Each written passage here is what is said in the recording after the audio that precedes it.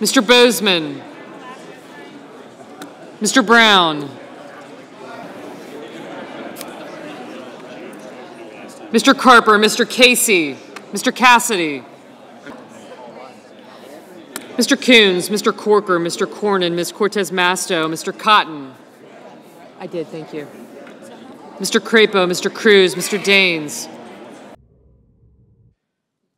If not, the yeas are 71, the nays are 28.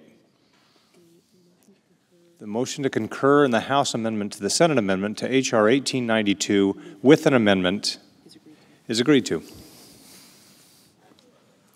The Majority Leader. No further business come before the Senate. I stand adjourned under the previous order. The Senate stands adjourned under the previous order.